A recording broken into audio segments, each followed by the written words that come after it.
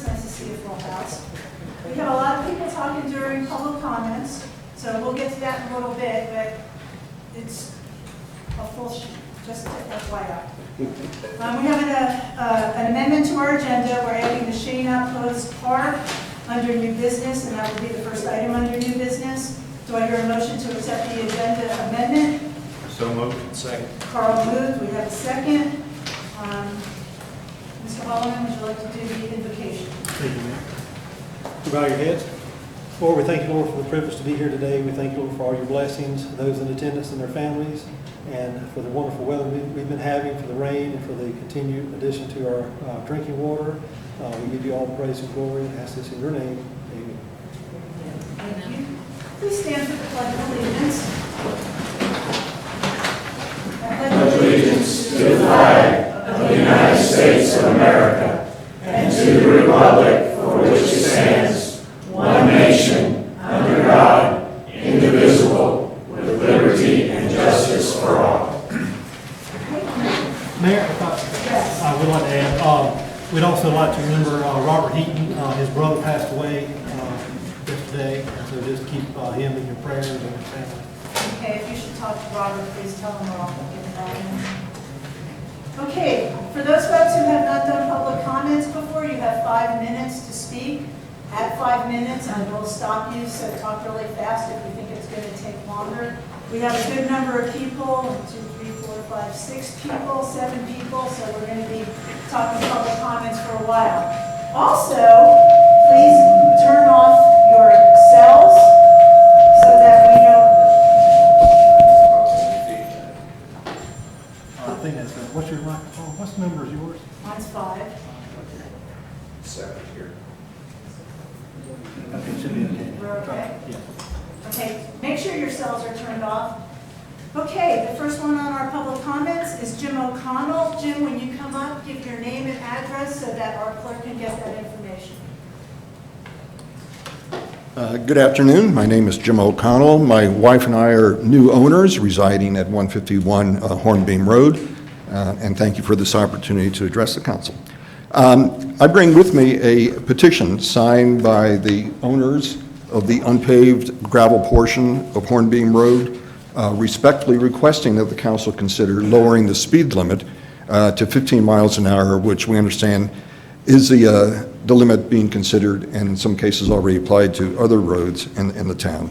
We're requesting this reduction of the speed limit due to what we believe to be a heavy amount of traffic. We feel that there are just as many people using Hornbeam Road as residents as there are people using it as a shortcut to Tamarack Road. It's actually a 2-minute savings of time if you cut down our block. As I say, we think there's a heavy amount of traffic, which is an endangerment, we believe, to pedestrians, hikers, pedestrians or hikers walking their pets. For the most part, it's a straightaway, but there are turns, and we've noticed on numerous occasions that cars at that rate of speed just don't see us as they're making the turn, causing us to jump out of the way and sacrificing our lives as well as our wonderful little pets. Another factor, and it is considerable, is the amount of dust that's kicked up at a speed limit in excess of 50 miles an hour. Not only does it cover the vehicles in a thick layer of dust, but it also floats into the windows, and we believe that that's not only an annoyance, but a health hazard as well. That's really all I have. As I say, we're new owners. We love our place. We love Beech Mountain. We've been coming here for years, but this is our first year as owners. But I have to admit that had we known about the complications associated with living on a gravel road, we probably would not have made our purchase. It's become that serious. That's all I have. Thank you, Jim. Thank you. May I leave this petition with? Yeah, please give it to our town manager. Thank you. Next, Urs Steiger. Urs Steiger, 124 Raven Road. I'd like to talk briefly today about preventive maintenance. I was quite frankly shocked and dismayed by the council and manager's rather dismissive comments last meeting about the need for preventive maintenance. One of the things that I learned as a young Army second lieutenant was preventive maintenance is absolutely key to keeping pieces of heavy machinery operating effectively. What I think part of the problem is most of you are familiar with private automobiles. Private automobiles do not require the type of daily maintenance that other types of vehicles require. The town and its employees are guardians and stewards of taxpayer money. And taxpayer money includes the millions of dollars of equipment that the town has purchased that need to be maintained. I was able to come across the manual for the town's motor grader. Now, the town's motor grader is probably the most expensive, or one of the most expensive pieces of equipment the town has. The motor grader requires, in its manual, a daily inspection. And there's a daily inspection check sheet which has to be done. Apparently, that may or may not be done at the present time. The manual goes on to say that preventive maintenance of equipment is essential and not difficult. The leading cause of premature equipment failure is putting things off. Preventive maintenance saves money at the cost of repair, saves time, reduces inconvenience to the traveling public, increases operator safety. Accurate, up-to-date preventive maintenance records are essential. Each piece of military equipment, when I was an Army officer, had a logbook. The logbook required the operator to put in where the vehicle went and also to record all daily maintenance. This is not a check-the-block thing. This is not something that is simply done to check the block to make sure it's done. It is done for specific and very good reasons. I think we are being negligent and dilatory in not putting together a good preventive maintenance program for all of our vehicles. We would see that the vehicles would last longer. We would also be able to show that the preventive maintenance that is necessary is being done. For example, on the motor grader, there is a requirement that every grease fitting is lubricated every day. Again, for people not familiar with heavy equipment, that may not make any sense to you. But if the manufacturer of that piece of equipment believes that it's necessary, I believe the town needs to be doing that type of maintenance. Thank you. Thank you. Michael Holland. And Michael, just give your address again. Thank you. Michael Holland, 209 North Pinnacle Ridge Road. Good afternoon, Council. I would like to address my disappointment in the handling of the gravel road amendment at the September Council meeting.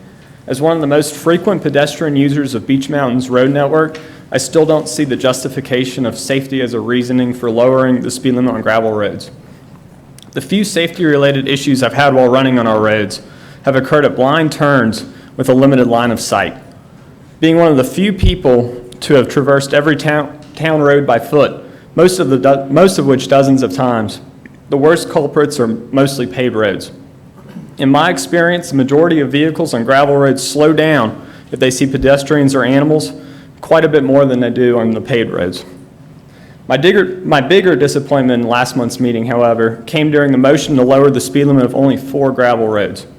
My first question would be, what makes these 4 roads any more important than the 150 or so other gravel roads on the mountain? In the 25 minutes of debating the topic, the only reasoning stated was that Hawthorne was a narrow road. As Councilman Abernathy mentioned, there are several other gravel roads on this mountain narrower than Hawthorne. Furthermore, there are a section of paved roads that are even more narrow. Despite Captain Carpenter giving a very logical presentation regarding speed perception on gravel roads and suggesting that further thought should take place regarding this issue, some of the council refused to listen. Councilman Kaufman went on about how our roads are a different type of situation since we have a lot of people who walk a lot, so it's not like you're dealing in a regular town or city.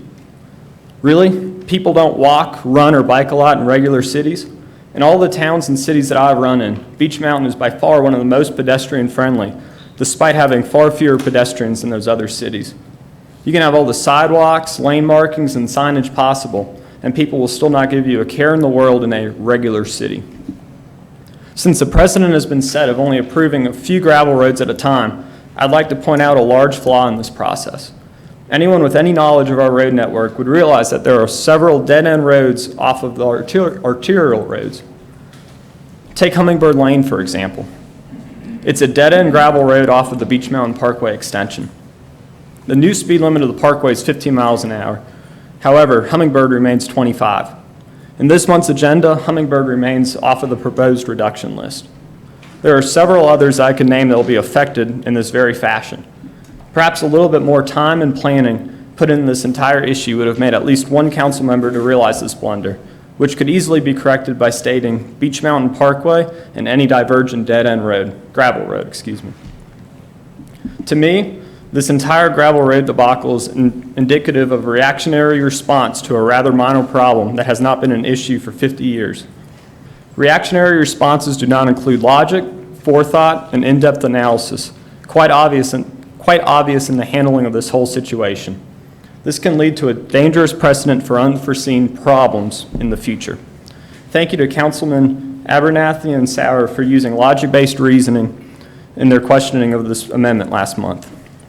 I sincerely hope that all of council will follow this lead for these future gravel road proposals and dig deeper into why these speed limit changes are really necessary, instead of simply just reacting and moving on.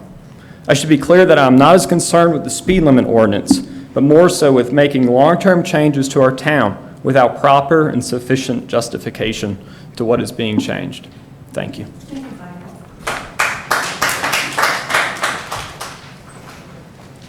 Bob Carpenter? Bob, please give your address for our town clerk. I will. Thank you.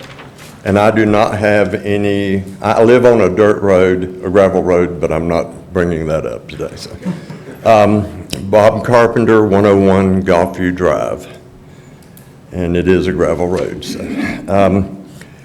what I'm coming about is last spring I was denied a pickup of leaves from my house, and questioned the basis of that, was told that there was an ordinance, asked to see the ordinance, didn't see the ordinance because there was none.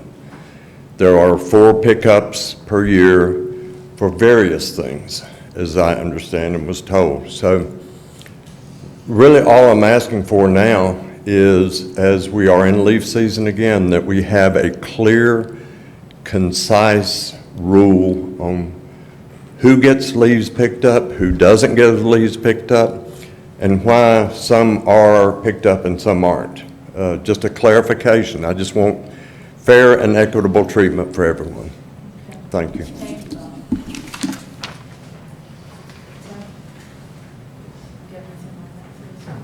Well, I think we've already met with him on that. We did, but let's clarify. Kelly Malay?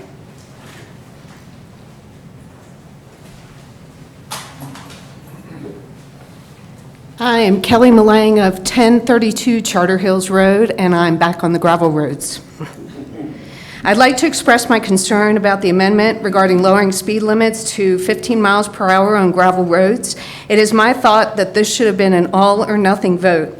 When the vote was not seconded, the motion should have failed. I may be wrong in the politics of that.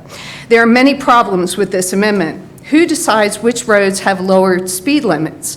My road has 5 full-time residents. Do all 5 full-time residents have to be in agreement to lower the speed limit?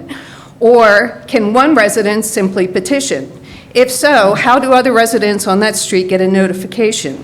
If a resident of that street does not agree with the 15-mile-per-hour speed limit, can that resident then go back to town council and increase the speed limit on their road? How is the police going to enforce this? Well, they have to draft a monthly list of gravel roads and speed limits. How are renters and other homeowners that are not here full-time even going to know the speed limit on their road? I believe each month, you as council are going to start having residents petitioning to change this amendment, not contacting other homemakers on that street.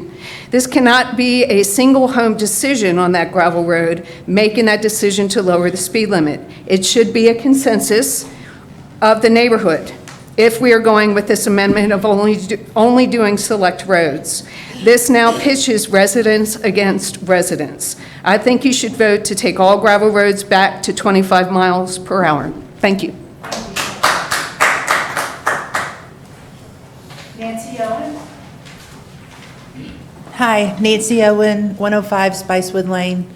I'm here about gravel roads and the lack of preventative maintenance. The gravel road thing, I don't really understand it. I was told that, I live out off of Jack Pine, and I was told that rhododendron was going to become 15 miles per hour, that someone had petitioned y'all. But to get to rhododendron, you have to go down T-Berry, and then you hit Poplar, and you're going to have part of the road that's 15 and part of the road that's 25. So if that's the case, I would like for T-Berry, rhododendron, Poplar, and Jack Pine to all be considered 15, because that is a speedway for people coming from the back gate or the rec center to the top of the mountain. It cuts out Pine Ridge, and people fly up and down that road. I walk my dog every day on it, and it's dangerous. So if you're gonna do the gravel roads, I would like to request all of those gravel roads. My second issue is the rec center, and I just want to preference this by saying this is absolutely nothing against Sean and his staff. They are fabulous, the best staff we've ever had, but it's the lack of maintenance at the recreation building that is alarming.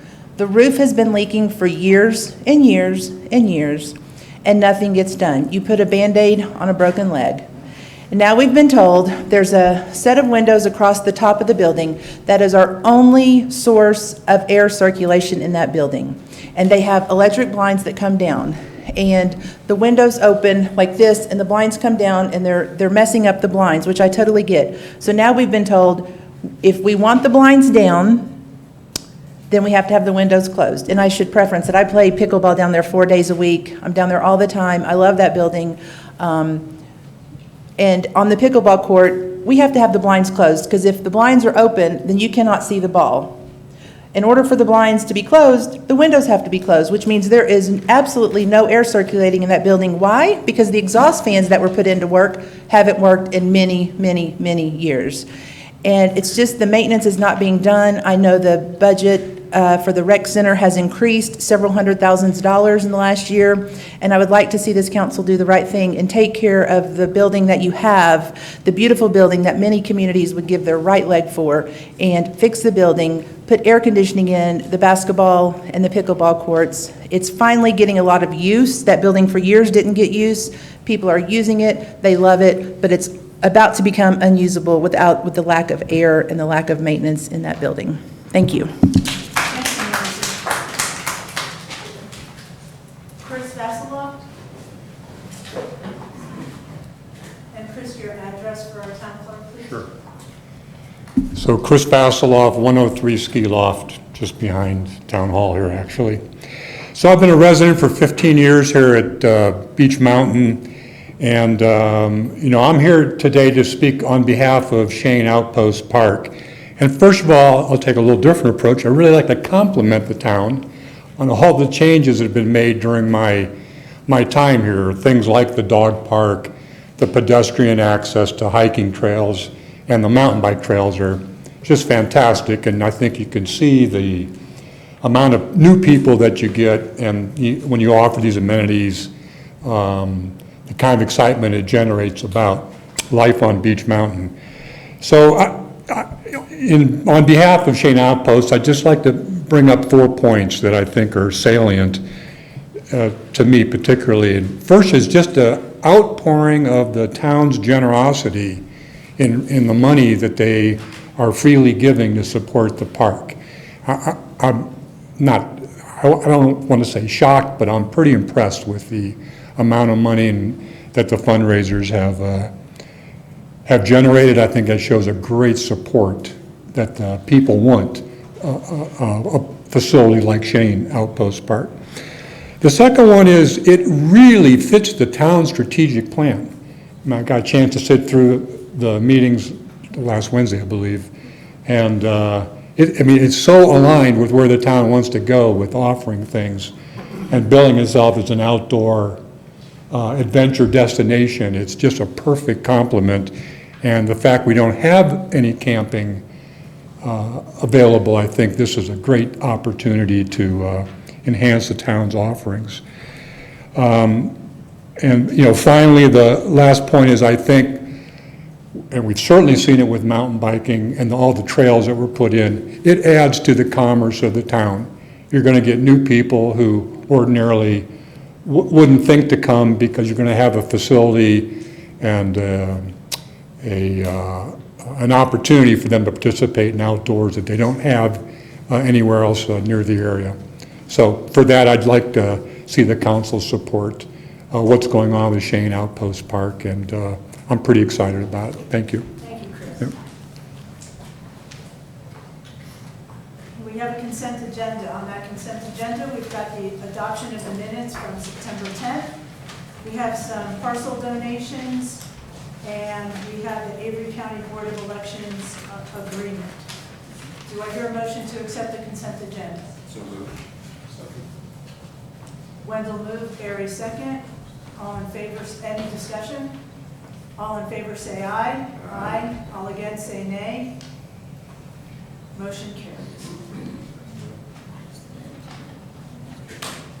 Okay, we have a public hearing on the system development fee study. Do I hear a motion to open the public hearing? So moved. Wendell moved, do I hear a second? Second. Got a second? Any discussion?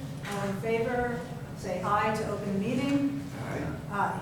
Okay. And any against, say nay. Okay. Does anybody from the public want to talk about the fee schedule study in our public hearing? Going once, twice? Okay. Do I hear a motion to close the public hearing? So moved. Wendell moved. Do I hear a second? Second. Barry second. All in favor, say aye. Aye. All against, say nay. We have new business. We've added the Shane Outpost Park as our first item under new business. And Dr. Shane, you'd like to come up and say a few words? I'm Ron Shane, 104 Lower Snowbird. Briefly, if I can give you a little history, I've been coming up here for 40 years. I bring my kids up here in the summer and the winter when I was able. And I had some acreage down near the lake, which I decided to do something for the community of which I love, Beech Mountain. So I gifted that acreage to the city. We discussed what to do with it. Everybody thought it would be nice to have a park. And I was impressed with the enthusiasm, as Chris was, with the city looking forward to having a park there. I can tell you when I found out, or when it was my opinion, that and I thought I was told that the city committed $200,000 for that park, I was excited enough to say, well, let's go fundraise. And the city also wanted to go fundraise. And we did that, and because of what I thought the commitment was of $200,000, I personally gave another $35,000. I got Paul O'Connell to donate $25,000. And we had two great fundraisers that raised quite a bit more money from the citizenry of Beech Mountain, and I've always appreciated that. The reason I'm here is because more recently, I found the commitment may be in doubt. And so I'm here to ask you today, I would appreciate if you made a definite commitment that you will give $200,000 to this park, because that was the main instigation for me running out and raising money, giving of my own and asking others to give. And number two, I would like to see the pooling of that money into a separate account that would be certainly governed by the city, but also able to be viewed closely by the committee of the Shane Park.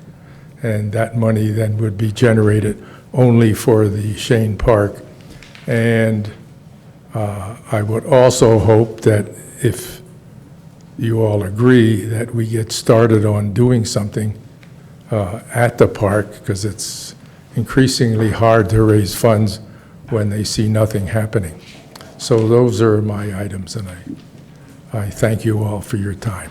Thank you, Dr. Shane.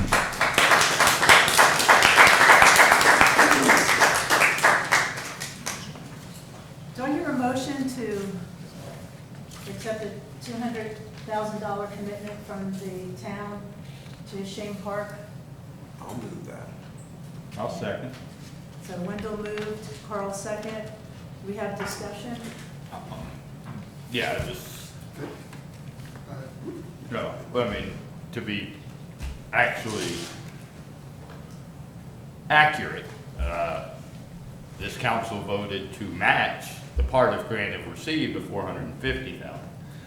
The $200,000 that we have set aside, I feel that we made that commitment. I strongly agree with Dr. Shane.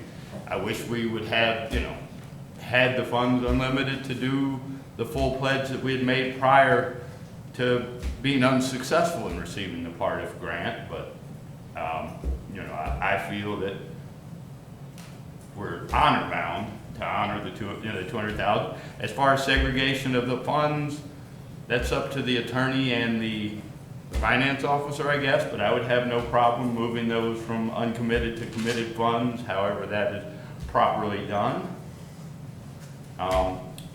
Appreciate your extreme generosity, Dr. Shane, that of Paul and Susie O'Connell. Chris sitting next to you made a very generous donation at the last fundraiser. I would like, clearly the project will have to be scaled down from some of the grand plans that we had when we were looking at that. But I don't know where this thought of a wavering of the council's commitment is coming from. It certainly hasn't been from me, and none that I've heard in the wind either. So I do appreciate you coming and putting this back in front of us. And clearly I will be voting in favor of the motion in front of the council now. Thank you, Carl. Anybody else? I have to agree with Carl on one thing. I never heard a wavering.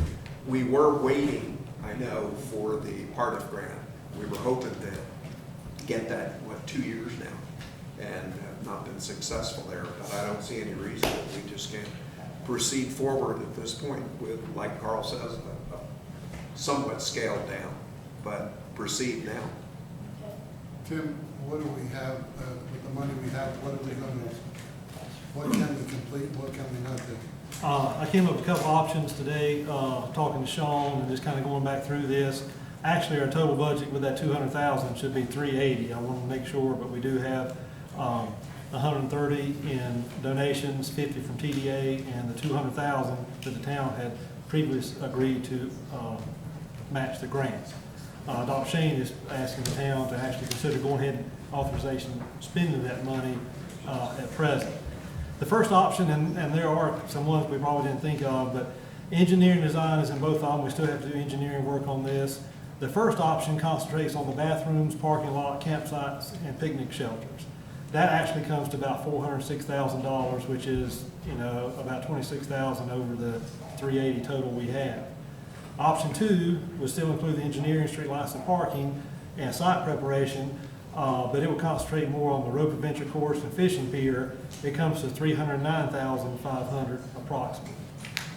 Whatever council decides, if they authorize to, go ahead and spend the money, we'll come back with the budget amendment.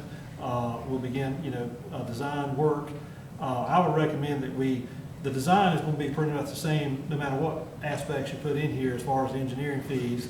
Bid it out and see what it comes back into, and then if we can do, more than option 1 on camping or more than option 2 on the, active sites, that we can add that in as needed. So basically, what you see also leaving out in one of these options, the fishing pier would be left out of option 1. The amphitheater stage, amphitheater lights, that's left out of option 1 as well. Campsites are left out of option 2. And then you have different numbers of benches and covered picnic shelters in option 1. And we actually could add some of those back to option 2 as well. And I just didn't do that on the benches or picnic shelters. So we could actually do the project. The main thing you're leaving out is the amphitheater and stage. We could come back. There's nothing that says we can't apply one more time for the Parks Recreation Trust Fund grant. But we'd have to have some kind of recreational draw in there in addition to the amphitheater and stage. Without speaking out, I don't know that it's really our job to determine how the duly appointed committee, those most invested, want to divvy. I think what they're looking for is a commitment on the funds. You know, I have heard that some thought in the long term, I mean, obviously the amphitheater is on the wish list, spending a little more time down in Buckeye because I'm adverse to anything that could be considered exercise. I believe there may be a better position on the main campus for that. So, you know, I don't see where it's deferring that. But again, this, how to spend and how to go forward should be for those most deeply involved. We're not asking to vote on this. This is just a kind of an idea. Just an idea of what you would get. Okay. And Councilman Marquardt, probably what we do, if council authorizes to spend, you know, the $380,000, we would probably have another joint meeting with the rec committee and the fundraising committee to kind of see their input on which direction to go. Do we go more in the restroom and campsite direction, or do we go more in the interactive course direction? Thank you. I just want to ask Carl one question. Is golf not, you know, exercise? Anything that you can drink and smoke while doing, I don't. If it is, I'm the fittest guy any of you know. But going from the golf cart to the ball You gotta is not a big trip. You need to come play with me sometime. You can fall asleep while doing it. Anybody else have any comments? I've got a couple. First of all, Dr. Sain, and to your family, thank you for your benevolence to Beech Mountain. Very much appreciated. This puts me in a tight spot, and I'm looking at this strictly from a financial standpoint and a business perspective. Got a lot of friends that are for it, and I've got, you know, a lot that are opposed to it. I am opposed to Beech Mountain investing $200,000 in this project, just for the mere fact that we've got a lot going on right now with the $5.2 million with the new public works facility. We have infrastructure issues that we still need to work with. We have paving that needs to be done. We have graveling that needs to be done, maintenance on our roads. You know, the Buckeye, the back road, that needs to be addressed. And I feel like that every dollar that the town takes away from other projects is will be less dollars and a delay in time before we can get our real serious issues that we need to address. Again, I'm not opposed to the project. I just am opposed for the dollars that the town is going to invest in this. If we invest in our infrastructure with our water, the roads, and the public works, you know, there's a return on our investment there. You know, a financial return. There is a return if the project is successful at Shane Park. People come down and enjoy the mountain, enjoy the mountain biking. There is a return on that investment also. And I agree, I get it, but $200,000 is a lot of money to commit to. I would like more information on the proposal and where the dollars are going to come from, additional fundraising, how this is going to be scaled down, and then make a sound decision. Thank you. I have some comments. My thing with Beech Mountain is I've noticed there's a trend where we're getting younger families moving up here and enjoying our mountain. A lot of them are excited about the mountain biking and the Emerald Outback and would love to see that become like a 20-mile mountain back, biking course. And I think we would agree that would be wonderful. But they're also looking for things to do with their children. And I believe that we have to look to our future. And I agree with Councilwoman Abernathy that we have to look to our gravel roads and you know, different parts of what infrastructure is. Infrastructure is buildings, infrastructure is water, and infrastructure is roads. And so I don't think we can choose one over the other. It's just my opinion. I think we have to look towards our future and look towards the next generation that's going to take over Beech Mountain when a lot of us are not going to be here anymore. And I think that Shane Park is something that's going to help with that. That families are going to come up here and their kids are gonna do this outdoor rope course, and they're just gonna love it. And those people are bringing friends up, and those people are loving Beach Mountain. And I think we need to also look to our future, and you can't put one aside and just do the other. You have to find that there's a median in between, and then you do both. But the thing is we want to do right for the next generation for Beach Mountain, and I think Shane Park is that right thing to do. So do I hear? Call the motion. Call the motion. We have a second. All in favor say aye. Aye. All against say nay. Nay. Motion carries. And Tim, you'll work out with everybody else as far as the, what they're talking about, separate funds and the committees and whatnot. We'll check on separate funds. I'm not so sure that's this, we keep track of it, but we'll see if it's necessary. The other one is, like I said, we'll have a joint meeting with the rec board and the fundraising board. We probably will come back shortly with, so we have more information. We need to go ahead and do the engineering and do some specific work. So that will probably be the first thing that comes back within a month or so, maybe December at the latest. So like I said, we'll have at least one meeting, maybe two if we need to, before a recommendation from those two groups back to council. Okay. Thank you. And thank you, Dr. Shane, for everything you've done for that park and what you and Mrs. Shane have. I mean, it's really going to be an amazing thing. Thank you. Next on our agenda is the system development fee study. It was presented 2 months ago. We had public hearings for it, and now it's time for the adoption of that system development fee study. So do I hear a motion to accept the system development fee study? I have a question. So, Mayor, I want you to ask Dale to come up. Oh, okay. Councilman Badger, if you could direct the question there.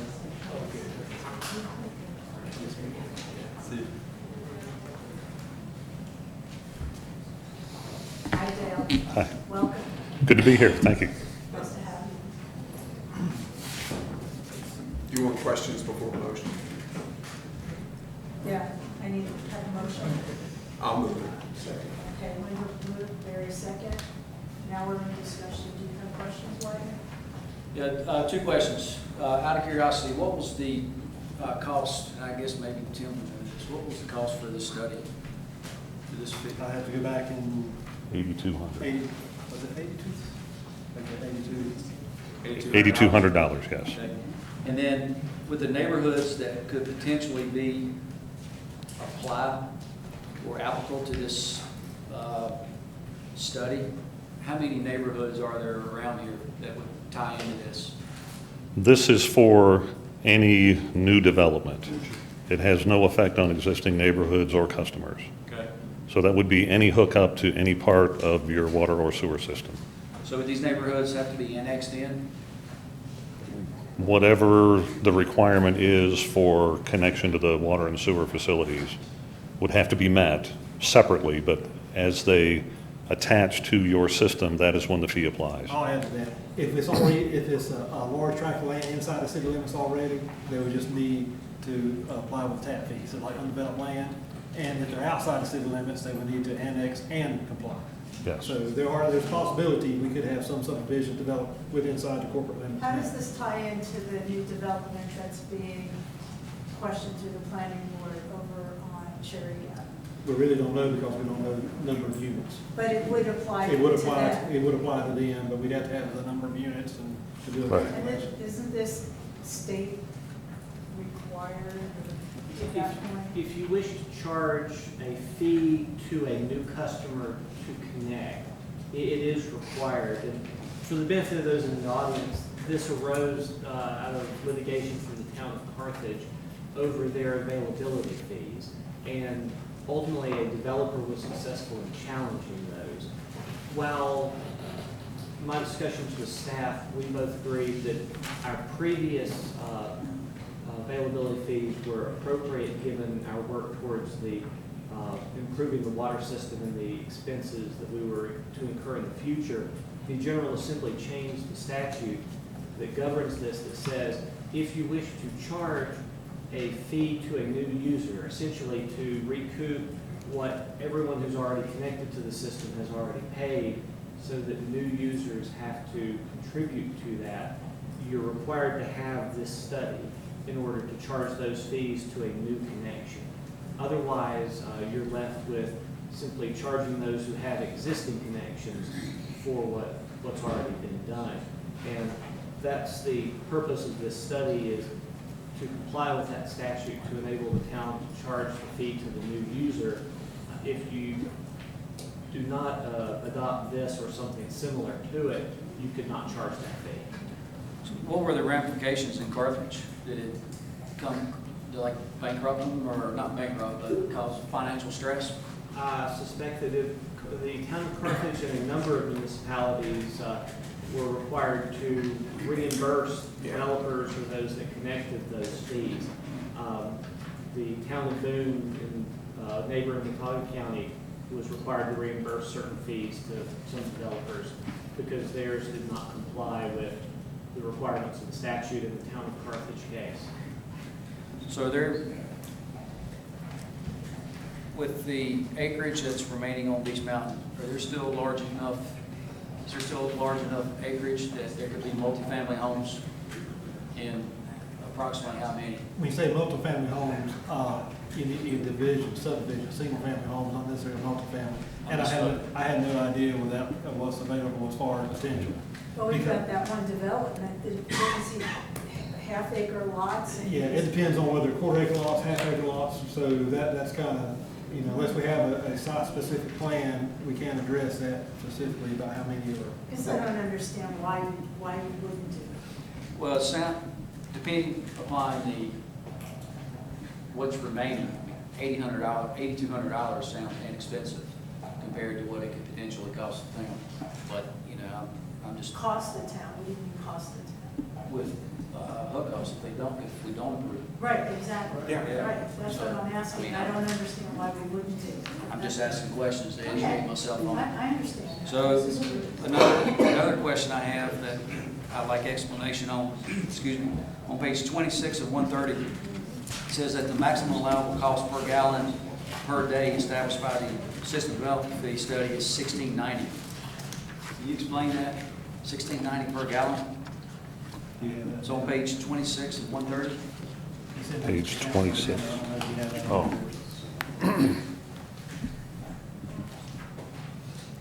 It's number 2. Okay. I'm sorry. Thank you. Yeah, item 2 in the bottom. Okay, so the approach in the front part of the study tells how we approach this. And our approach was not to make a specific recommendation on an amount, but to calculate the maximum value that could be applied under the law. And from that point, council, along with staff and others, can determine what fits the town the best. So, in other words, it's not up to me what you decide you want to charge, but it's up to me to tell you what that range is from 0 up to $16.90 per gallon per day demand that those new developments would bring to your system. So it would be discretionary upon council or whomever to decide how much the daily fee will be? Right. Okay. And then my last question, item 3, where it says the 35% of the total maximum allowable cost of the fee study. What is that? It's on page 26 and 130, Okay. item 3. Okay. This resolution is the result of that discussion with staff and manager and so forth to decide what that level in that range would be for Beach Mountain. So this was what staff decided and is bringing to you to approve as the amount of the fee that will be charged. So of that $16.90 maximum, the 35% of each of those for water and sewer turn out to be the $5.92 and the $3.66. Does that answering your question? It does, it just makes it Okay. more confusing. Because we went from 1690 down to 592, but, okay. Right. Well, I mean, council can set whatever they choose, anywhere between 0 and 1690. Okay. Isn't that Well, based a little like I bit said a on moment ago, the number of $8,200 bedrooms sounds too, like a it cheap goes up insurance and policy stuff. compared to what it could cost the town. Especially with this big development maybe coming in. Right, and I will add one more thing, that I did provide a calculator that will calculate those fees based on the standard flow calculations that are provided by the state. In other words, if you look on the, let's see, 1, 2, 3, 4, the fifth whereas, we're looking at the Administrative Code 15A, 18C 409, and 2T 114. Okay, those two parts of the Administrative Code set those gallon per day amounts for the various uses.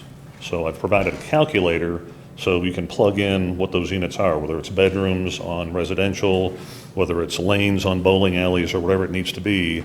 You can plug in those numbers and calculate what the fees would be for those various developments. So the one you have in question, we can take the number of bedrooms and calculate what those fees would be for that potential. Okay, thank you. Okay. Any other discussion? All in favor, say aye. Aye. All opposed, say nay. The development fee study has been adopted. Okay, we have a proposed new official zoning map, so I'm going to have Preston come up and just give a brief discussion for those who may not understand that and what that is. Good afternoon, Mayor and Council. We have before you, we're asking for you to set a public hearing date for an adoption of an official zoning map. We currently have an official zoning map. This would just replace that one.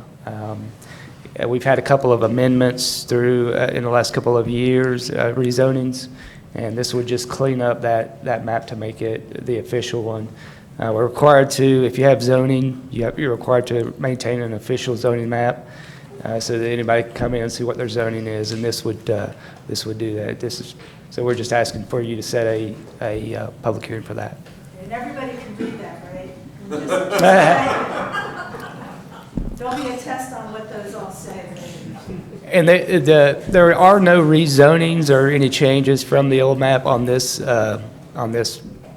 It's just to clean up those rezonings we did already have. Okay, thank you, Preston. So is that the only difference between the old map and the proposed map? It's cleaning up the rezoning areas? Yes. Yep.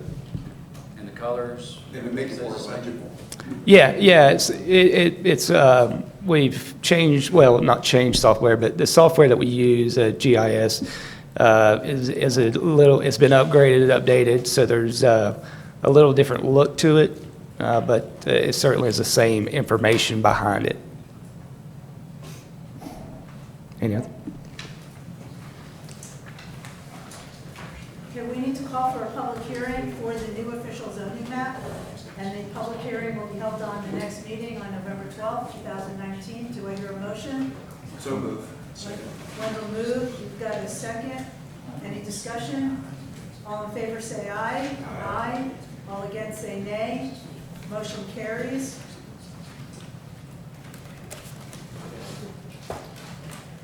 Okay, we've got to discuss some financing for the new public works facility. Tim, would you like to discuss that? Thank you, Mayor. We reached out to 3 financial institutions. BB&T was the only one that actually sent in a proposal. The other 2 banks tried, but they ultimately said they were not interested. BB&T gave 2 options, a 15-year option and a 20-year option. You'll see the interest rate is slightly different. You wind up paying more interest, of course, with the 20-year term, but it may be better budget-wise to do that. If council approves this financing, it is approved pending LGC, Local Government Commission approval. So we just would like to seek council approval to approve the financing pending Local Government Commission approval. Do you have a recommendation on whether we do 15 or 20? I would probably say the 20 years. I think if you look through, one councilman asked me about that, halfway into this term, if you go 20 years, if we decided we want to pay it off without penalty, you can do that after halfway through. So if we decided we wanted to save some interest and we were financially, great at the time, we could do that. So I would recommend 20 years, and then if we can pay it off earlier, do that. Okay, let me do we hear a motion to the, Well, I've got a question. we're going to do that, well, we can't do the motion. Go ahead. I'll move that we approve the 20 years at 2.79%. Okay. And pending approval of the local government. I'm not getting the exact word. LGC, local LGC. Okay, do I hear a second? Second. Very seconds discussion. Go ahead, Mike. My question is last week, or 2 weeks ago, we voted on approving the $5.1 million project. Shouldn't approving the financing come first before we approve the project? So we're putting the cart in front of the horse. We don't get the final approval from the bank until they know that the project's been approved and how much it's going to cost. But we knew that the percentage rate was going to be somewhere in the 2.5, 2.4 area. So we did know that, but the bank isn't just going to go ahead and give us that without council approving the project to begin. Okay. Does the ability to prepay after half exist with the 15-year term, or is that only with the 20? I believe it's with both. I don't think the first half of the term. The way I read it was both. That was my understanding, but it was a little ambiguous. Yeah. So are there any other options that, with additional financing, where the town puts in some money? Again, If the town would like to put in money, we could, do that at this low interest rate. Sometimes you don't need to. It's discretion of, council. That's where I think the difference between the 20 and the 15 comes. If we continue to receive the sales dollar kickback, continue to have the balance of the fund, I'd lean more to the 15 and the ability to possibly, after the midway point, be a little bit more aggressive in paying that down. The difference is about $500,000 in interest over the two loans. That is also kind of my thought, but if we kick in up front, but I tend to agree it's better money management to lock in the rate with the ability to prepay without penalty at that point in the future, where we'll also see if any of the political winds change that generate some of those funds that will allow us to have the healthy balance sheet that we today. So, that said, I also see the wisdom of a slightly lower payment in the 20 years, so. Yeah, I'm actually in favor of 20 years with the option of paying it off halfway. You have a lower payment. And then again, if things change, we have extra funds, we can pay it off in 10 years or 7 years or whatever. One good thing about finance, it allows you, if we had some emergency, those funds we have in fund balance could be used for emergencies, Right. and we don't have that money tied up. Like water and sewer, paving, trees. Wendell, did you want to say something? No, I'm good at this time. So, I know it's too late now, but just thinking outside the box, with all the projects that need to be done on Beach Mountain, with the new water plant, and now with the public works building that's been discussed for quite some time, and painting of the back gate, and in the water intake project, would it be possible to do a project or multiple projects of this significance and have a bond on it? We could do a bond. One thing I plan on bringing council in January, we still haven't got results of the pavement study back yet. At some point, I talked with staff about trying to do a multi-million-dollar paving project, possibly including Buckeye. We have earmarked $500,000 in reserve for Buckeye. So yes, it's a possibility. Conventional financing is always a little bit easier than doing a bond, but you could go through the bonding process, a little bit more expensive. And a general obligation bond of the municipality does require it be submitted to a referendum of the voters, and that does require payment of the cost back to the Avery County Board of Elections, similar to the contract you just approved today. The bond process is expensive, but that's the reason that you have to borrow. You have to have multiple projects and make it worth water down that expense.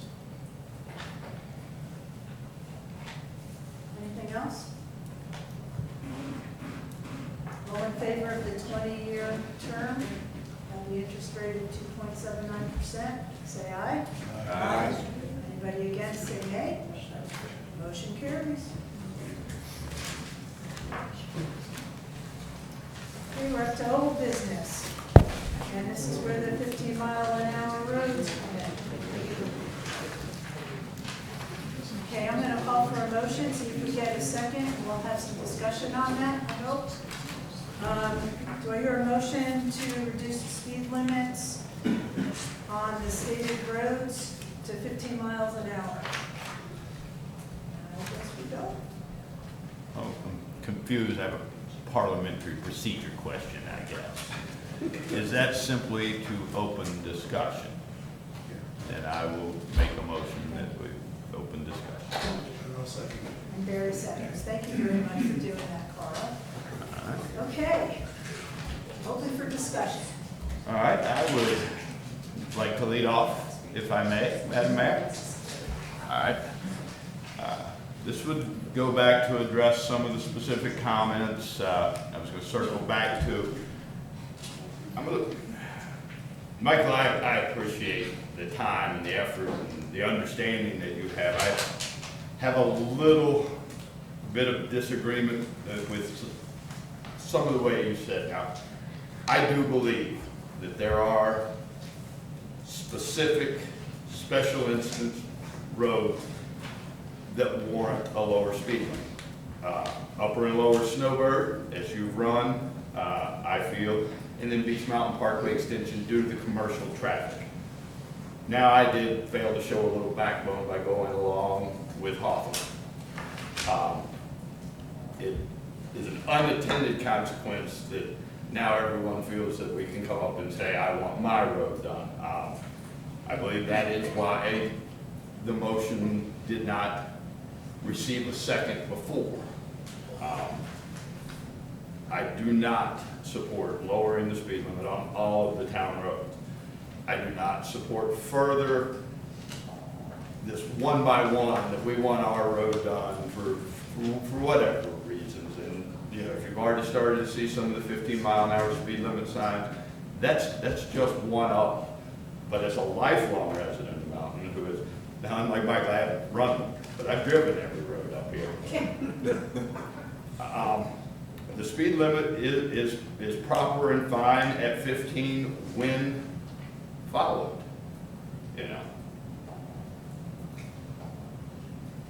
Where, you know, is our power to stop those that are going to go in excess of that. We're not going to have the power to stop those that are going to go in excess of 15. I regret not being strong enough to prevent Hawthorne from getting on there, because I do feel that the two roads, Upper and Lower and Beach Mountain Parkway Extension, are specific instances that require a change. I do not feel that there are any other roads at this time. I'd be willing to go out and look at them, but as much as it would, you know, I would be a no vote, perhaps an all-in on the balance of them is the only other way to do it. But for this or future councils to have to address a specific request from a homeowner or a block of homeowners, you know, as Ms. Lang said, you're going to have neighbor against neighbor. There's no one that is going to approve everyone or please everyone, but for the vast majority of long-term residents, overwhelmingly what I have heard is no more changes to the speed limit. If we have to somehow rectify what we've done, I would then say return all to 25, although I do believe, with the exception of Hawthorne, that this was the right action that this council took on the previous meeting.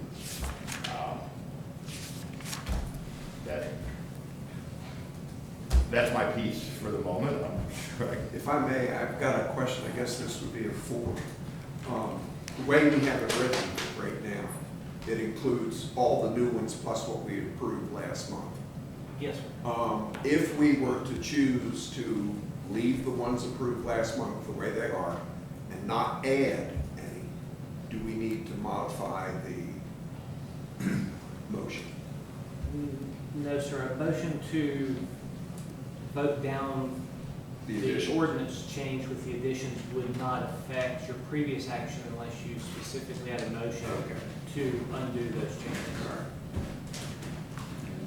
Okay, the only reason Hawthorne was put on was the fact that it's a crossroad between Pine Ridge and Pinnacle. Other than that, I don't see any reason that any other road should be changed. You know, and I will state on Hawthorne, it is, you've asked each of us to give our priority list, our wish list for paving. Hawthorne is on my 3-road list, as it is a cut through and a through fairway, which I guess led to my lack of backbone at that point, but it did feel like in order to get the ones that I felt specifically needed it, that sometimes you have to go along to get along. But this is a Pandora's box that we need to close. That was my concern when we discussed this. You know, some roads are doing, some we don't. I'm in favor of returning all roads back to 25 miles an hour. Is that it? I'm in favor of having all of them 15 miles an hour, but that ain't gonna happen. So I've been sitting here and I've heard from a number of people who live on the road, such as Hornby and the roads, all the roads that were on here, other than, I don't know where the rhododendron came and all that. But after listening to Nancy, she's right. I mean, what sense does it make to have this one and this one another, and people are gonna go nuts trying to figure out how fast, people who follow the speed limit are gonna go nuts, okay, go 15, oh no, go. So I understand that, and that makes complete sense that I never thought about before, and I appreciate you bringing that up. And my other thing is I've heard from people, don't do it, and my question is, why does this gravel road affect you when you are over here? And I didn't understand that. What difference does it make if somebody's asking to have their gravel road be 15 miles an hour until Kelly spoke? And hers made much sense to me, because then you are putting neighbor to neighbor. If one person asks for it, that's not really the right thing to do. And I thank you both for bringing that up, because that kind of got it straight in my mind. So, where am I? I have no idea. I think it's a good idea because people go too fast on these roads. I don't care if the data doesn't put it up. When you walk on the roads and when you drive on these roads, people are cutting corners, which you can't help, but they go too fast. So you have somebody who spoke during public comments with a petition with numerous names for Hornbeam. So do you ignore that petition? And I also agree that we can't do this every month. We just can't. It's just not the right thing to do. It just isn't. And I also agree having the signs on every road is bad.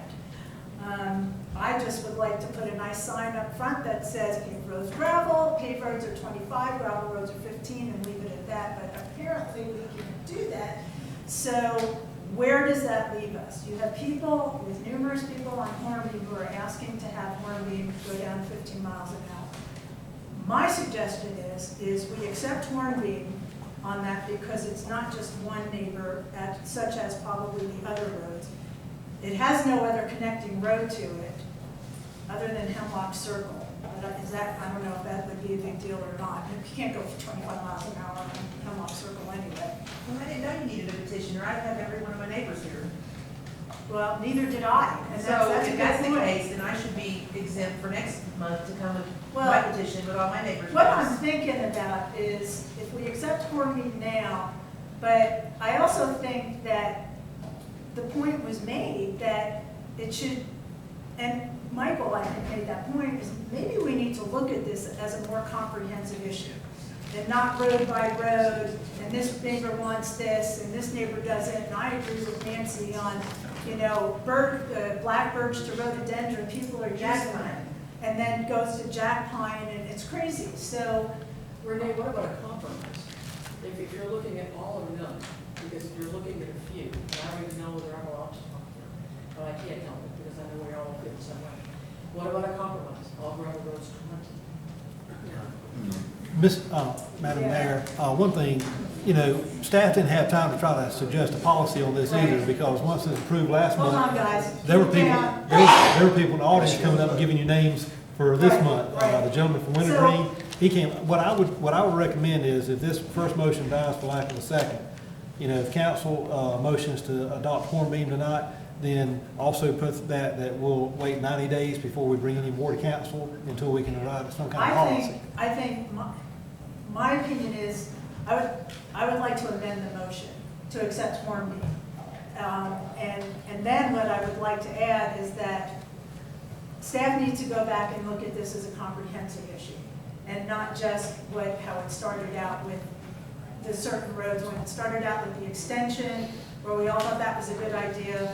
But I do think we need to look at it as a comprehensive issue, because it's either going to be all or none, I think, at some point. Which is why I would disagree with accepting the Hornby motion tonight. That further sets precedent. Again, if it's going to be a vote for all or nothing, we go back to the folks from Beach Mountain Extension who raised legitimate concerns due to unique commercial traffic. So here's the flip side to that with Mr. Connell, I pronounced your last name correctly? Correct. So, and just using his petition as an example, he may have 7 names on that petition, but there may be 20 homes on the road, and, you know, the other 20 people don't want it, but just those 7 do want it.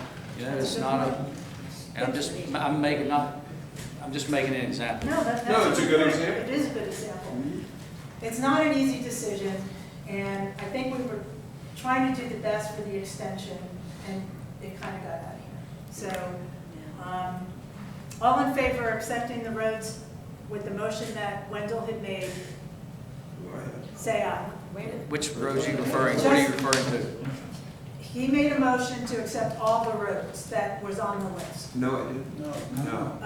Which one was it that you said? I wasn't picking any of the particular roads. It What I was saying, It was a motion to do 15 miles an hour? I said, if we, Madam Mayor, the pending motion before the board is for ordinance titled 2019-07, which is whether to add Black Birch Lane, Buckeye Creek Road, Lake Ledge Road, Rhododendron, Greenbrier. All the roads on our list. Right.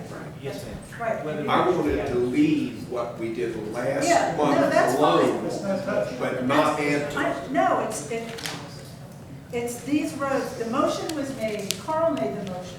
To begin the discussion. To begin the discussion, to accept the new roads that were on the list. And then it was seconded. And then we had our discussion. So the motion stands to accept the new roads, all the new roads on the list. Well, that was the motion. That was the motion. So the mayor's calling for a So vote. so no second, and then There was a second, so you, okay. I don't know why this is confusing. Let me just explain this. The motion was to accept Black Birch, Buckeye Creek, Lake Ledge on the gravel part, Rhododendron, Greenbrier, Hornbeam, and Wintergreen Way. That was the motion, right? Yes, ma'am. We had a second, we had a discussion. Now we vote on the motion. If you're in favor of that motion, say aye. If you're against, say nay. Nay. Okay. That's Mayor, where we're at. if I may, I'd like to go on record saying that until there is an absolute clear criteria established that determines which roads qualify for speed reduction, it's just not equitable. What we're gonna do is we're gonna go back and look at this as a comprehensive, because otherwise we're gonna have this meeting every 90 days, and it doesn't make sense to do. Is that part of the motion? It's not part of the it's motion. just, it's not part of the motion, it's what the council is directing staff to do, is to go back and look at the 15 miles an hour on the different roads and come back to us with either a solution of a compromise to say, or 15 everywhere, or 15 none, or something in the middle. And Mayor, just to let Can we have some conversation here, please? Thank you. you know, it will probably be a few months before we come back. That's fine. You know, we're not gonna rush this, we need to That's take thought on that. I have a question. Okay. How is this going to be, may I ask a question? Yeah, go ahead. How will you be determining this? Because on Hornbeam Road, it's like a major thoroughfare for the utilities, people that come down that road all the time. Is someone going to sit there and do a traffic study? How is this going to be? I have no idea. There's no answer to that question yet. They'll have to staff will figure out some way to do it between the police department and public works. So we'll enlighten everybody when we're enlightened. And I know that's not what you want to hear, but really, that's what we need to do, because it's obviously, we can't do one road at a time, and a lot of good points were made, so it's just hard to make a decision one road at a time. So this is your last comment. Okay, sure. Is there a downside to making all the roads 15 miles an hour? What's the downside? That's a good question. There's a lot of people on this mountain who don't want to do that, so we have to think about that and see where the council goes with it when it's brought up to us.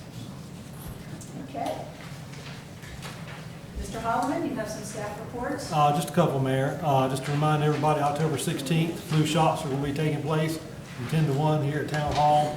I think you should be getting something in your utility bill this month about it. Also, November 1st, there's going to be a blood drive down at Buckeye Creek. You should also be getting flyers about that and information about that. We'll also do a code red on both of those before the event. And also let the council and public know, I started working with staff, started with department heads first, trying to identify, what is wrong or where things can be improved in Beech Mountain. This will be an ongoing process. We'll let you know that out of our first meeting, some of the top 5 items, of course, the raw water source, short staffing across the board, teamwork, fire hydrants and water supply, and personnel benefits changed after initial hiring. Those were the top 5 out of about 50 items they were concerned about. I'll go back and we'll continue to work with the leadership team, the department heads, and also down to the staff level. Our ultimate goal is to try to increase our customer service and efficiency and those type of things. So that's what I just want to make sure the council and public knew we are trying to hold down and do a better job as we can. Okay. Is that it? That's it. Thank you. You did say November 1st for the blood drive. Correct. Down at Buckeye.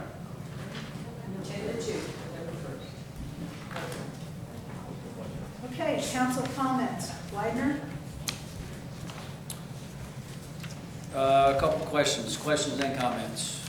A couple months ago, I had addressed the contractors using the recycling center. And, according to our ordinance of 94.03, the disposal of contractor waste debris at town convenience center is prohibited.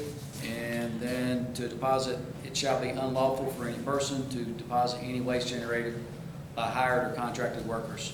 Has this been addressed, Tim? We're working on it through the sanitation ordinance. I think some changes are needed, so other than working on the ordinance, nothing's been changed. I know the gentleman down at Public Works, they try to monitor that and discourage any outside contractors from coming in. There have been some locally that actually have businesses here in town that have been using it, so we do need to fine tune that ordinance. That was the ordinance that you gave us a couple of months ago to look at, and we'll have to readdress that. Correct. When are we going to address this? Is there a time frame on it? Council, we want to have a work session. There's no time frame on it at this time.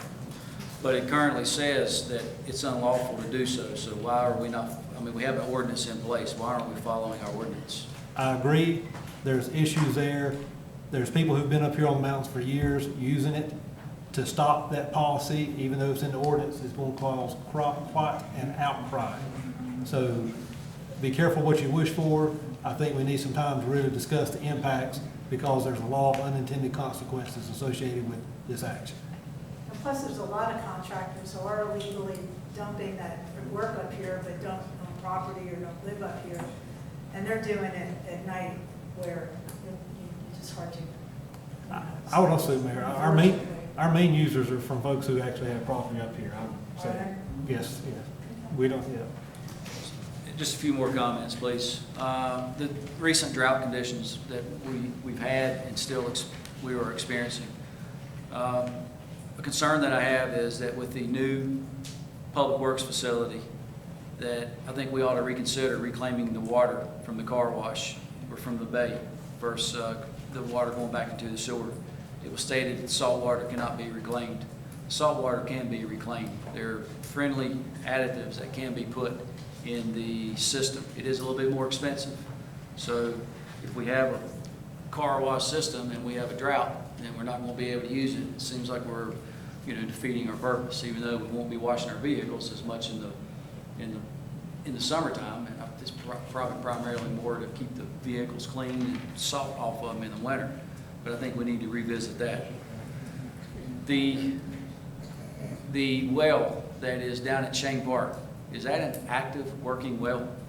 It's a well, a raw water well. It pumps it into the creek. It's an active well, but it does not pump directly into the water, the potable water system. 12 hours a day with the light weather. Well, I've seen it when it wasn't running.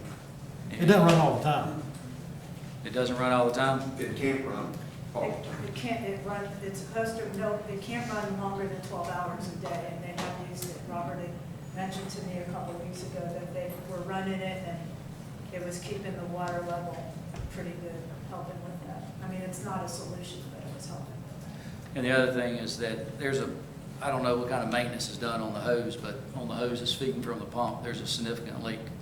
I don't know if it's from today, a week ago, a month ago, but it's losing a lot of water. And I think someone needs to take a look at that. The other thing is that last week, when I was riding around just looking at the town of Beech Mountain, I still think that the town looks old, worn out. I think that there are issues that we can address. We have, with the rain that we had yesterday or on Sunday, there needs to be more preventative maintenance done on our drains. I looked at a drain last week that was at Rascals, and the drain from last week looked like one of the pictures that I took 6 months ago. When we know a storm's coming in, they need to clean out. They need to do some preventative maintenance on our drains and make water flow like it should. And I think, like Tim, I sent you an email that there was a couple pieces of property that the town had been digging some water lines on, or digging them up, and the projects have been completed for over a month. And I think, that the job's not done, it doesn't look professional until we sow some grass and then we finish the job. It should look like that no one's ever been there. Other than that, that's it. Okay. Derek? Carl? You caught me off guard. But you're going the other way, around the horn. Keep it on your toes. As always, thank you for everyone for coming, participating in the process of the town. It is all of our responsibility in the community to decide. We start, sorry, Dr. Shane had to leave. I think I very well stated my position on that, and I hope that everyone continues to support that effort.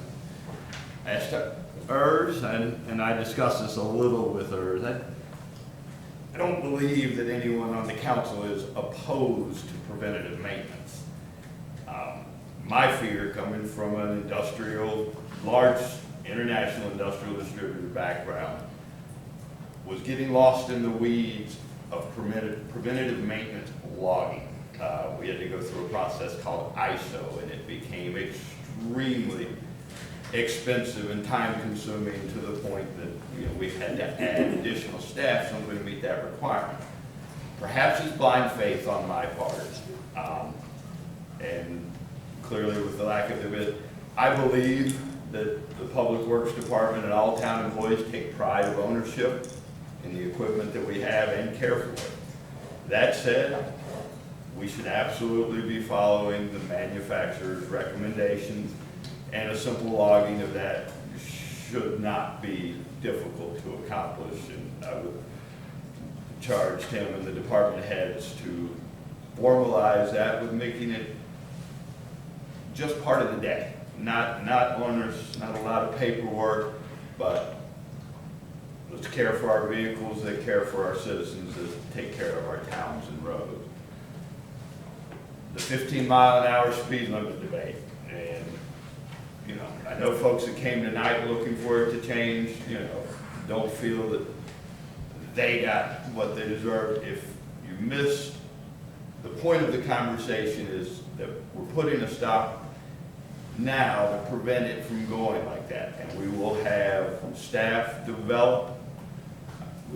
I think this is certainly an issue worthy of another town hall for whatever council is seated on the next. Because as strongly as one of you feel one way, I can assure you that I've heard from any number that feel just as strongly the other way. Also a resident, a taxpayer, and a citizen. I've made my position clear on how I feel about it. But is it fair to say that we made a mistake by opening that Pandora's box? Absolutely. Did I believe it was being done for the right reason? Absolutely. There are specific instances, but it is clear from what has transpired, which is just as I was told as we come out, this is what's going to happen, and it has. So obviously we're not infallible. We're going to address this as a comprehensive, and I think it requires input from everyone.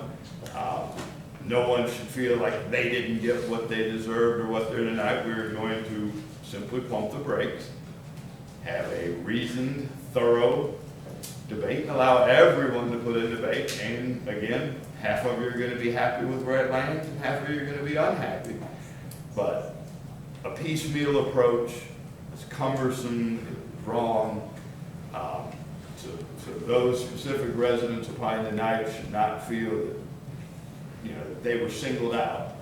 They were just simply the proof that our action has created something that's going to spiral out of control, and we're not going to allow that to happen. We're going to have the debate, this or whatever council that you and your wisdom choose to seat in the fall. We'll have the debate with town, you know, with everyone resident input. And again, half of you are going to be pleased and half not. But it's clear it has to be an all or nothing solution. I thought I had one other, but it was, no, other than thank you again for your coming. Please, I know that every one of us up here is available to you. Let your voices be heard, not just in this format where we're fairly restricted by parliamentary procedure. Most folks come to me and let me know their opinion. When I come and vote, it is often against my personal position, but that's not what you elected, you know, me to come up here and say what I want to do. It's what the majority of you take the time to reach out, ask questions, give me input. So, again, I encourage continued participation and let your voices be heard. Thank you. Thank you. I also want to thank everybody for coming this evening. I think this is probably one of our bigger turnouts that we've had in a while, and I think that's good. Something that Carl mentioned reminded me of something that I've shared with Renee in a phone call. Last year we had a town hall, and the main focus was deer. I'm sorry to bring that up again, but the main focus of that town hall last year was deer. Overwhelmingly, the people at that town hall didn't want the deer herds thin or hurt in any way. You know, we had a town hall this year, and it was 180 degrees the other way. Basically, the people that came to the town hall this year, if they had guns on the way home, they would have taken a few deer out on the way going home. So it does show you that there is a diverse opinion. And right now, as many of you know, and I know everybody here on the council knows, we have conducted a deer study, the results of which that take a period of time to come back. We'll have those back probably not until early next year is when we'll Probably be about 8 months. Oh, that far, okay. But it's going to take a while. And I think what we're hoping to see, we'd like to think that the herd that we have is a healthy herd. If that's the case, you're probably not going to get many on a council to want to kill deer or reduce the population because it's a healthy herd. On the other hand, we have areas where we have high concentrations. At some point, if the herd is healthy, you're not going to be thinning the herd because they're unhealthy. Then you're going to have to decide, are you going to thin the herd that is healthy? And that's going to be an interesting discussion if that ends up being the case. I hope that doesn't arrive to be the decision. We'll see what happens. Madam Mayor, if you'll indulge me just 1 minute. I just don't want people leaving the room tonight thinking that I didn't have an appropriate time to address this earlier because I didn't want to appear defensive or argumentative. Town of Beech Mountain does have several preventive maintenance programs. We are maintaining our equipment. Last year, Daniel and Matthew worked out a system to now electronically keep up with maintenance as opposed to just paper files. They're also looking at implementing a work order system on several areas. They do all the hourly maintenance requirements for generators, all the hourly maintenance requirements for those, leaf machines, backhoes, motor graders, etc. So we do have preventive maintenance. Do we have every person's idea of what preventive maintenance is? No. But we do have preventive maintenance, so I just want to make sure the audience and those people here know that we are taking our vehicles very seriously, and I want to congratulate staff on their efforts to do that. In the past, they were not encouraged as much. We are spending money not only on the operational, but on the cosmetics as well. You're very much aware of this last year, we spent $30,000 on retrofitting our motor grader to extend that life another 10 years. So we are working on preventive maintenance. Can we improve? We can always improve. I'd like to add a comment to that. If it's not documented, it didn't happen. And I don't think it's being documented. I'm not saying that they're not doing it. And this is case in point. I have a small business and we had a catastrophic failure on the machine. The part was $8,000. This happened this week.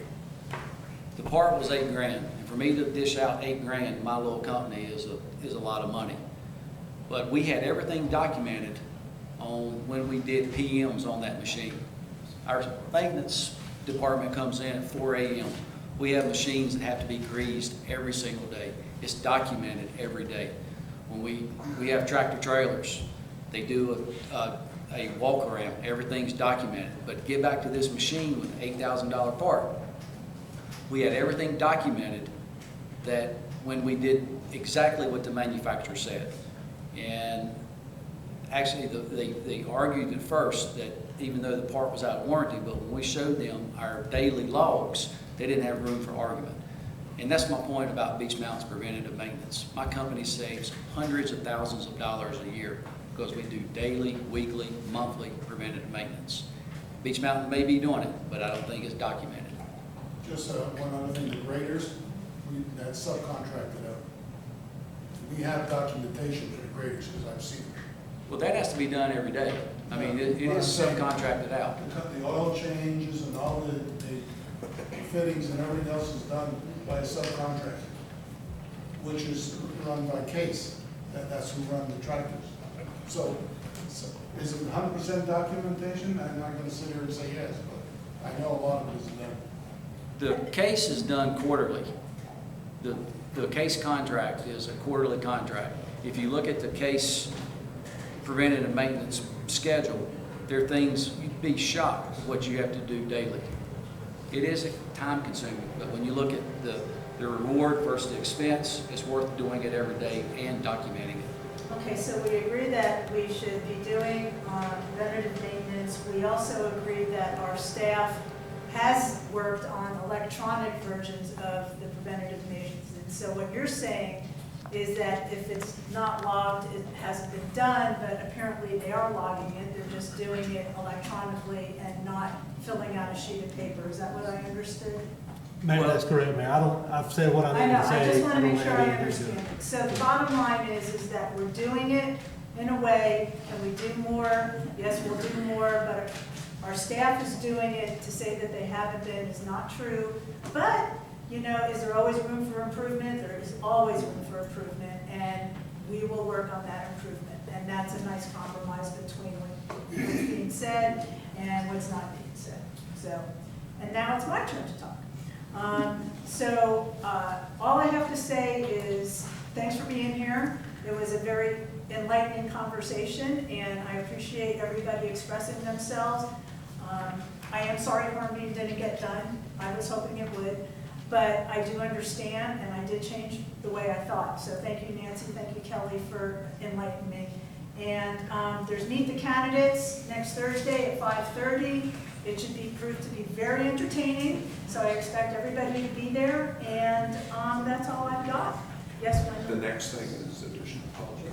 I'm going to get there. Okay. Thank you. Now is the time for you. Now is the time for you to come up, and if you would like to come up and talk about anything that we've discussed in this meeting, I will ask you, Rick Miller, come on up.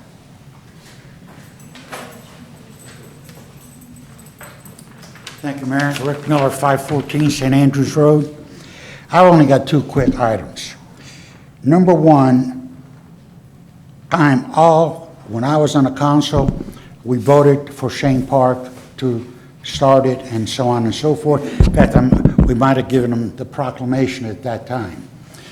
But I would like for council to check the minutes of previous meetings, because when we agreed to give $200,000, that was a matching grant. So we didn't get the grant, I'm assuming. So I would like to have them check the minutes and make sure that that's what that was on the 200,000. And the other part is on the gravel roads. I went up here 38 years. I think we should leave the daggone things alone. Or if you're going to do it, start all over again and do a comprehensive plan on this instead of jumping around. I mean, I've been sitting here for the last hour and a half, and it doesn't make sense, folks. Start over again. Thank you. Thank you, Rick. Is there anybody else that would like to come up and comment? Kelly, come on up.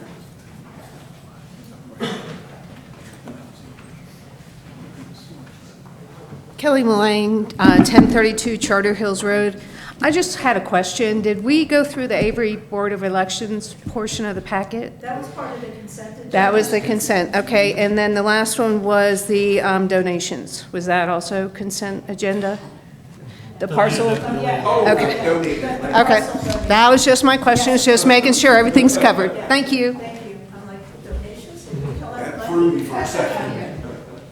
Bruce, come on up.